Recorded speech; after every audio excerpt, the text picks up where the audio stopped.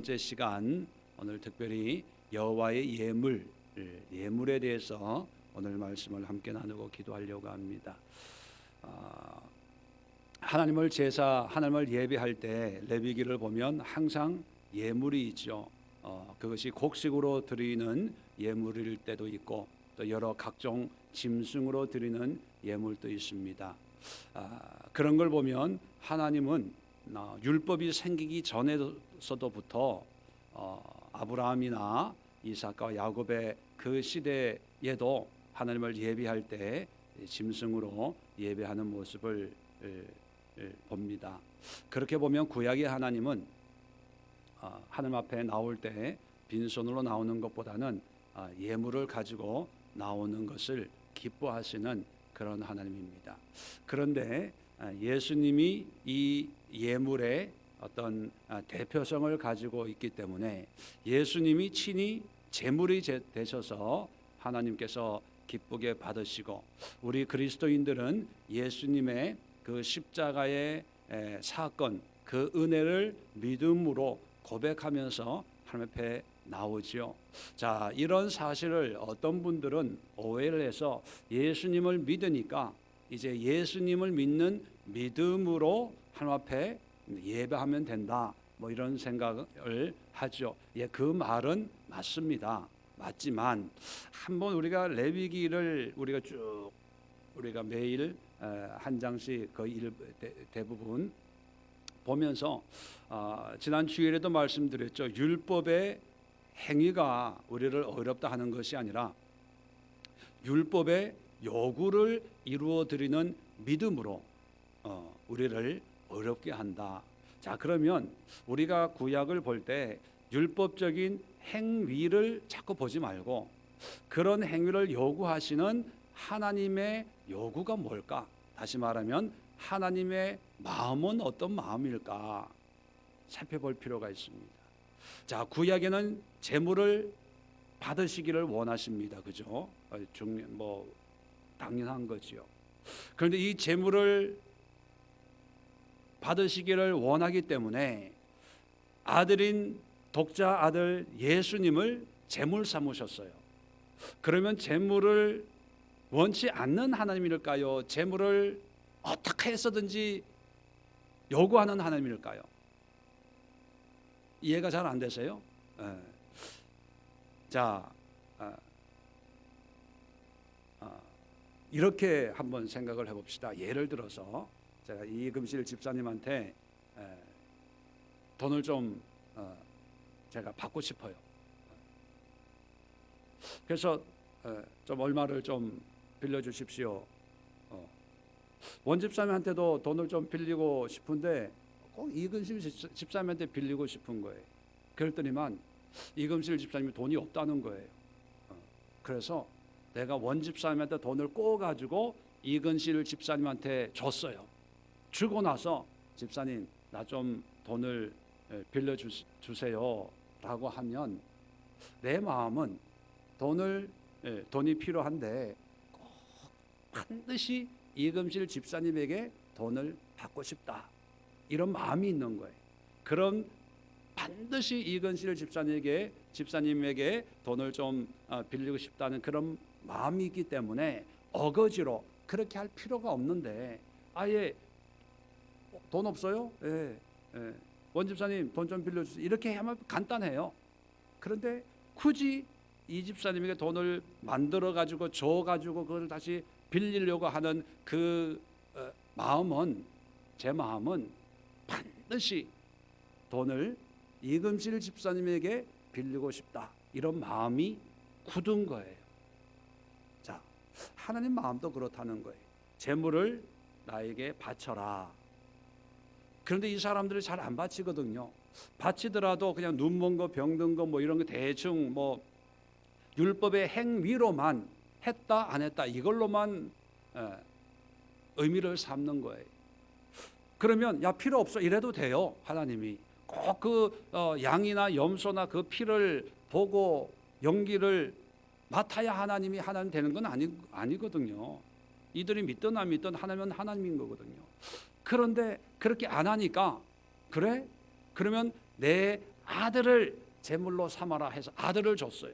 그리고 그 아들을 십자가의 화목 제물로 받았어요. 그러면 봐 임마 이제 필요 없어. 예물 필요 없어.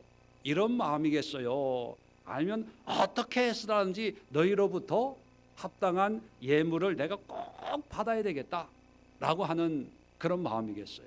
전자의 후자예요. 후자의 후자. 얼마나 받고 싶었으면 예수님 아들까지 제물로 십자가에 달려 돌아가시게 했을까요? 사람들은요 자꾸 하나님의 마음에 대해서 알려고 하지 않고 자꾸 자기가 해석하고 싶은 대로 자기의 유익대로 해석을 하는 거예요. 그래서 11조도 지난주에 말씀드렸지만 하루살이는 걸러내고 낙타는 삼키고 자기에게 좋은 것은 받아들이고 싫은 것은 거부하는 거예요. 무슨 의미인지 아시겠죠? 하나님은요 예수님을 십자가에 달리면서 우리에게 말씀하시는 게 뭐냐면 내 아들까지도 제물 삼는 나야. 그러니까 궁극적으로 로마서 12장 1절에는 뭐를 요구하고 계세요? 너희 몸을 산제물로 드리라. 이것이 정말 영적 예배다. 그렇게 얘기하는 거예요. 여러분 몸이라고 하는 것은 우리의 삶의 모든 것 전부예요. 전부. 꼭 우리 이 몸을 드리는 의미가 아니라 우리의 삶을 받기를 원하시는 분입니다. 그런데 오늘날 물질이라고 하는 것은 물론 돈, 율법적인 행위로 말미암는 이 헌금, 11조, 감사헌금, 성교예물을 드리는 것이 아니라 이 물질 속에 우리의 삶과 우리의 노력과 우리의 모든 믿음이 담겨져 있는 우리 이 몸을 통해서 만들어진 물질이기 때문에 이 물질을 향기로운 예물로 드리는 거지요.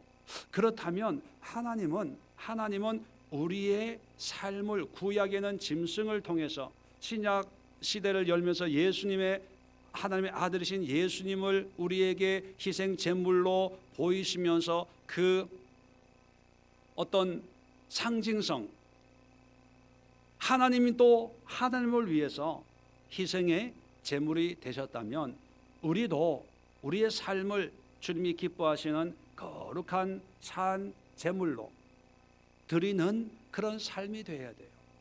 자, 그런 삶에서 이제 구약의 율법적인 행위가 아니라 율법의 요구를 이루어 드리기 위해서는 하나님 앞에 나아갈 때마다 때로는 우리의 몸과 삶을, 때로는 물질과 또 물질의 기도의 제목과 특별한 여러 가지 의미를 담아서 물질을 드리는 것이 합당하다는 것입니다. 그래서 제가 헌금 위해서 기도할 때도 여러분 그런 거 느끼세요? 헌금 위해서도 기도하지만 헌금 안 낸 분들도 위해서 기도해요. 항상 그렇게 기도합니다.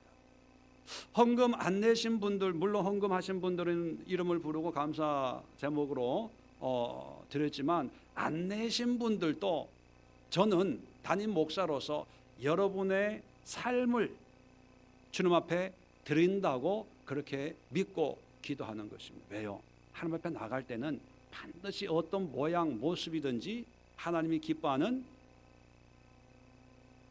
예물, 꼭 물질의 의미가 아니라 그래서 나중에 이제 레위기 27장에 보면 성물, 그렇게 여호와의 것, 하나님의 것, 그걸 성물이다 그렇게 표현합니다. 하나님의 성물로 물질과 여러분의 삶도 함께 하나님 앞에 기도하는 것이죠. 왜요? 하나님이 기뻐하시는 거니까. 자, 그렇다면 이 예물은 첫 번째 18절에 보면 아론과 그의 아들들과 이스라엘 온 족속에게 말하여 이르라. 이스라엘 자손이나 그 중에 거류하는 자가, 자, 이스라엘 자손 그리고 그 중에 거류하는 자 합치면 유대인이나 이방인으로서 유대인과 함께 하나님을 믿기로 결정한 모든 사람이에요. 누구나 예외가 없다는 거예요. 그러니까 여기에 제사장도 예외가 없고 또 이방인 중에 하나님을 믿는 사람도 예외가 없고 하나님을 믿는 사람이라면 누구든지 그런 뜻인 거예요. 어린 아이나 어른이나 누구나 하나님 앞에 합당한 예물을 드려야 된다는 것입니다. 믿음으로, 예, 맞아요. 믿음으로. 근데 그 믿음이라고 하는 것은 때로는 하나님이 감동을 주시면 그 믿음이 우리의 어떤 물질이나 우리의 헌신의 고백이나 우리의 시간이나 우리의 육체적인 헌신과 봉사로 하나님 앞에 드려지는 그런 모습들이 누구에게나 또 누구든지 그런 모습을 가지고 있어야 된다는 것입니다. 자, 그래서 말이 나왔으니까 말인데 이 두 번째를 얘기하고 얘기합시다. 자, 두 번째는 뭐냐면 여러분 예물을 얘기하는데 계속해서 반복되는 단어가 19절에도 기쁘게 받으심이 되도록, 20절에도 기쁘게 받으심이 되지 못할 것이며 21절에도 기쁘게 받으심이 되도록, 또 23절에도 기쁘시게 받으심이 되지 못하니라. 또 25절의 끝에도 기쁘게 받으심이 되지 못할 것임이라. 27절에도 기쁘게, 29절에도 기쁘게, 계속해서 반복되는 게 뭐냐면 기쁨인데 누구의 기쁨입니까? 하나님의 기쁨이죠. 그래서 예물은 나의 만족이 아니라 하나님의 기쁨이 되는, 또 하나님께 감사가 되는, 하나님께 영광이 되는 그런 예물을 준비해야 된다는 것입니다. 구약에는 어떤 짐승의 상태로 그런 예물의 모양과 모습으로 하나님의 기쁨을 측량을 했습니다. 왜냐하면 그 시대와 상황과 문화적인 것을 반영을 해서 구별하고 정성을 드리는 그런 모습을 한번 반영을 했겠죠. 자, 그렇다면 오늘날은 물론 정성과 또 구별도 있지만 중요한 것은 뭐냐면 하나님이 기뻐하지, 하나님 중심적인 그런 예물, 헌물 또는 헌금이 되어야 된다는 것입니다. 그렇게 보면 이런 예를 하나 들어봅시다. 신방을 가면 여러 우리 신방 대원들과 신방을 가서 예배를 드려요. 예배를 드리면 이제 예배 드리고 나면 식사를 하든지 뭐 식당에서 하지 않습니까?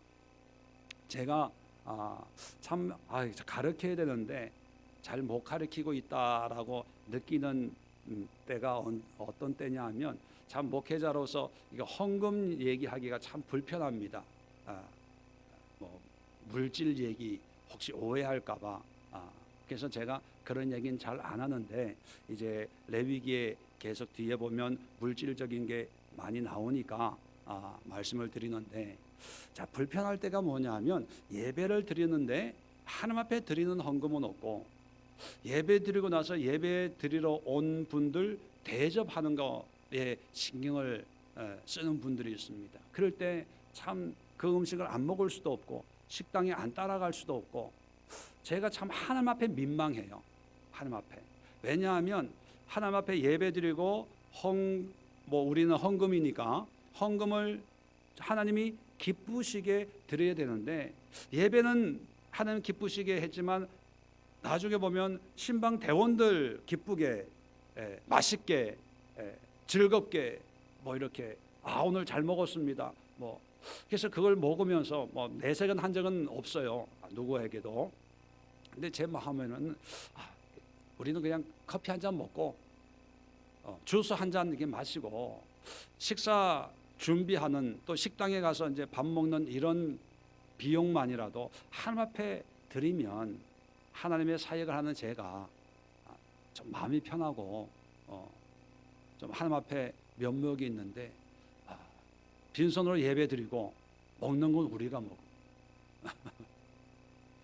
왜 우리가 먹습니까? 신방 이게 왔다는 그 감사의 고백이지요.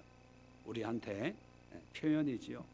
그런데 정작 하나님께는 이 가정을, 이 사업장을 이렇게 해주시고 저렇게 해주고 할 건 다 하고, 기도도 목사님 꾹꾹 눌러서 해주세요. 그런데 하나님 앞에는 아무런 감사의 고백이 없다는 거예요. 예물은요 하나님이 기뻐하시는 거예요. 기뻐하시기. 다시 말하면 하나님 중심. 그래서 여러분만이라도 또 이런 거는 그냥 이제 성도들끼리 이렇게 하는 거야 이렇게 얘기하면 참 문제가 없어요. 그런데 담임 목사가 대예배 때 침방 가면 반드시 하나님 앞에 감사 헌금 봉투를 내놓으시고 뭐 이러면 또 이 앞뒤를 잘 이해를 못하는 분들은 또 이 교회 목사도 뭐 똑같네. 그래서요, 목사 감사합니다, 뭐 기름값 이런 건 필요가 없어요. 그건 오히려 목회자를 망치는 겁니다. 망치는 거고, 예배 드릴 때는 식당에 갈 필요가 없어요. 제가 뭐 그렇게 음식을 많이 먹는 사람도 아니고 까다로운 사람도 아니거든요. 그리고 뭐 별로 먹는 거에 별로 이게 없는 사람이에요. 여러분 아시죠? 별로 먹고 싶은 것도 없고 그냥 한 달에 한번 뷔페만 가면 되니까 거기서 다 먹으면 되니까 여러분 예배 드릴 집에나 사업장 예배를 드릴 때 항상 하나님 앞에 감사 예물 드리고 거기에 이제 기도의 제목을 쓰는 거. 왜냐하면 제가 가지고 와서 그걸 또 교회에다가 헌금을 하면서 그 기도 제목을 또 보거든요. 그러면 제가 기억을 했다가 늘 기도할 때 그 기도를 하는 거지요. 감사 헌금하고 형편이 되면 뭐 간단한 다과나 식사를 하면 되고 식사하는데 그렇게 부담 가지지 마시고 하나님 앞에 드리고 아니면 그냥 차나 한잔 하고 다과나 하고 그리고 식사가 하는 게 부담이 되면요 밥 먹고 모이면 되는 거예요. 밥 먹고 점심 다 먹고 한 3시나 4시 저녁 먹고 한 뭐 8시나 9시 그렇게 모이면 되는 거예요. 하나님의 기쁨을 위해서 우리가 헌신해야지 어떤 사람들에게 아니 여기까지 왔는데 밥도 대접 안 해? 이건 다른 교회의 문제고 우리 교회 성도는 절대로 그렇게 하지 마시고 정 배고프다 그러면 제가 예배 마치고 오면서 맛있는 거 사드릴게요. 제가 아유 오늘 저녁을 피워놓으라고 밥을 못 먹었습니다. 그러면 갔다 오는 길에 뭐 국수 한 그릇씩 먹고 그죠? 얼마나 좋아요. 얼마나 하나님 보시기에 합당한 모습이겠습니까? 세 번째는 이런 것을 자의로 하는 거예요. 21절에 보면 자의로 예물을 드리려 하여. 자의라고 하는 것은요 자발적으로 또 자기의 헌신된 생각으로 누구 의식해서가 아니라 그냥 드리고 싶어서 드려야 되겠다는 감동에 순종해서. 그래서 눈치 보지 마시고 또 비교하지 마시고 아유 이건 형편이 어려운데 이거 드려서 손이 부끄러워서 뭐 그렇게 생각이 되더라도요 그냥 하나님 과부의 동전 2닙도 하나님 제일 많이 드렸다 하신 분이 하나님이시거든요. 우리의 마음을 받기 때문에 정말 하나님 앞에 하나님을 기뻐하시는 또 드릴 수 있는 분인데도 이게 아까워가지고 그러면 하나님이 기뻐하지 않겠죠. 네, 자의로. 자, 그 다음에 재미있는 것이 있습니다. 우리가 레위기를 읽으면서 하나님의 마음을 한번 살펴 보시는데 오늘 또 어떤 분을 만났더니만 레위기의 말씀을 통해서 하나님의 마음을 하나님이 그런 마음을 가지고 있었는지 예전에 몰랐대요.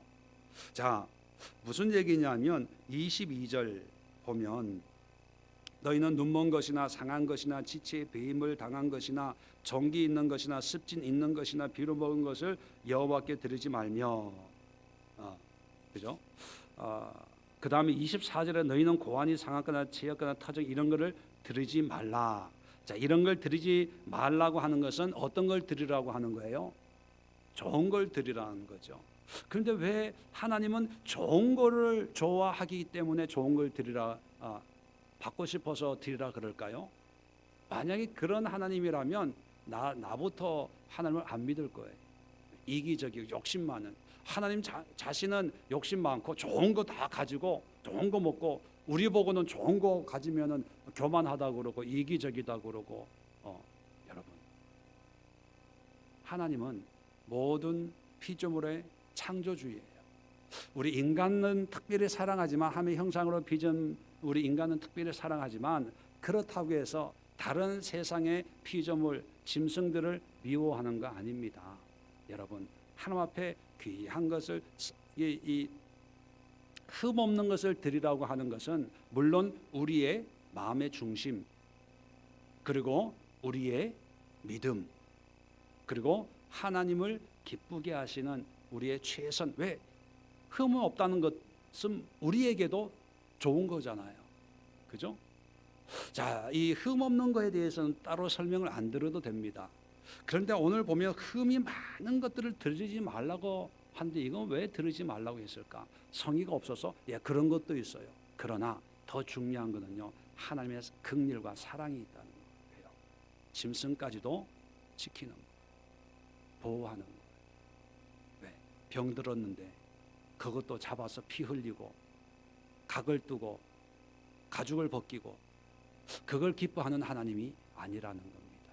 사람도 병들고 약하고 가난하고 없으면 고아도 이방인들도 과부도 떨어진 이삭이라도 주워가지고 먹고 살도록 배려해 주시는 하나님의 사랑이죠. 마찬가지로 짐승까지도 하나님은 병들었으면 불쌍하다, 안 받겠다, 그거예요. 그거를 그냥 불쌍한 짐승도 내가 사랑한다 이런 표현을 쓰지 않고 그런 걸 내가 안 받겠다라고 한 거예요. 이걸 뒤집어 보면 하나님은 짐승까지도 약한 걸 사랑하고 긍휼과 자비를 베푸는 거예요. 그런데 하물며 인간일까 보냐, 그죠? 우리가 약하고 우리가 가난하고 우리가 병들고 우리가 낙심 가운데 있을 때, 여러분, 병든 양도 하나님이 그건 잡지 마라 하셨는데 하물며 우리를 얼마나 사랑하고 얼마나 아끼고 얼마나 하나님의 자비를 베푸시려고 애쓰는 그런 분일까? 제가 언젠가도 말씀드렸죠. 레위기를 읽어보면 하나님의 그 우리 인간을 향한 하나님의 사랑이 뚝뚝뚝뚝 흘러 묻어 있는 것이 아니라, 이렇게까지 신경을 쓰시는구나, 이렇게까지. 짐승의 죽은 것도 만지면 안 되잖아요, 그죠? 레위기에 보면 부정해요. 왜 부정할까요? 그게 더러워서가 아니라 짐승, 가축, 들에 있는 이런 여러 가지 동물들, 야생 동물들까지도 죽었다는 것은 뭐예요? 하나님이 주신 수명을 다 한 거예요. 쉽게 표현하면 그들의 임무를 완성한 거예요. 그래서 하나님이 허락하신 수명대로 살다가 죽었으니까 그들의 임무는 끝난 거예요. 그러니까 부정하다 하지 않으면 사람들이 또 어떻게 하겠습니까? 죽은 거 있으면 가지고 와서 뭘 한다든지 그름으로 쓴다든지 또 박제를 해놓고 이 사람의 욕심이 끊임이 없잖아요. 그걸 아시니까 요즘 말하면 자연보호죠. 그 자연에 대한 하나님의 사랑, 그 말 한마디를 하셨기 때문에 이 자연이 아름답게 유지되고 짐승들도 태어났다가 수명을 다하고 자연스럽게 죽고 그 죽음을 통해서 또 다른 어떤 이 자연 생태계가 돌아가는 거죠. 가을 되면 저희 집 뒤에 이제 그런 팻말이 붙어 있더라고요. 도토리는 다람쥐에게 돌려줍시다. 그죠? 왜냐하면 다 주워오니까. 그러니까 다람쥐들은 먹을 게 없는 거예요. 그럴 때 하나님이 뭐라고 말씀하시냐면 땅에 떨어진 것은 부정하니, 그렇게 말씀하시는 거예요. 그러면 우리는 죽고 싶어도 줘요, 못 줘요? 못 줘요. 왜? 하나님이 부정하다고 했으니까. 근데 사실은 그게 부정해서가 아니라 그거를 놔둠으로 해서 다른 자연 생태계가 잘 돌아가도록 하는 하나님의 사랑과 배려와 긍휼이에요. 그런데 우리는 그걸 모르고, 아니 이 도토리 묵 쏘면 얼마나 맛있는데 이게 왜 부정해? 그러면서 어떤 사람은 몰래 줍기도 하고 어떤 사람은 줍지는 못하고, 참 이런 거 먹으면 좋은데 입맛 쩝쩝 다시면서 그냥 지나가는 거예요. 참 하나님 보시기에는 얼마나 이 미련한 우리의 모습이겠습니까? 여러분, 예물도 마찬가지예요. 하나님 앞에 좋은 걸 드린다는 것은 하나님은 좋은 거 뭐 이런 것만 요구하는, 비싼 것만 요구하는 분이 아닙니다. 어떤 분들은 주의 종에게 뭐 비싼 것, 좋은 것, 최고 뭐 그런 거. 제가 미국에 있을 때 노트북이 그때는 아직 막 나올 때여서 굉장히 비쌌어요. 그런데 담임 목사님 사무실에는 노트북이 3대 4대 있었어요. 왜냐하면 성도들이 사드리는 거예요. 근데 한 분만 감동을 받으면 괜찮은데 이게 여러분이 감동을 받는 거예요. 그렇다고 해서 노트북 이제 필요 없습니다 광고했다가는 더 필요하다고 광고하는 줄 알고 더우니까 얘기도 못 하는 거예요. 그때 비싼 돈인데, 비싼 건데 몇천 불씩, 지금이야 싸지만, 근데 그 분들이 그냥 뭐 형편이 좋은 분들면 괜찮지만 또 감동받는 분들이 그런 분이 많이 없잖아요. 그 비싼 걸 우리 자기의 이 생활에 넘치도록 하는 것이 하나님을 잘 섬긴다고 생각한 거예요. 참 순수한 그런 마음이죠. 왜? 자꾸 듣고 보고 부흥 강사들이 오셔가지고 그런 얘기를 하니까. 그러니까 주의 종에는 좋은 것, 비싼 것, 최고. 왜? 성경에 그렇게 나와 있잖아요. 흠 없는 것, 점 없는 것. 여러분, 하나님의 마음은 최고의 것이 아니라 긍휼히 여기는 마음, 그리고 사랑하는 마음. 그래서 우리도 하나님을 사랑하는 마음으로, 또 이웃에게 긍휼을 베푸는 마음으로 이 물질을 통해서 교회가 나누고 섬기는데, 비록 작은 물질이지만 내가 거기에 동참합니다, 이런 마음이 하나님 보시기에 흠없는 깨끗한 그런 재물의 마음이라는 것입니다. 자, 그렇다면 오늘 말씀을 여러분의 헌금 생활로 한번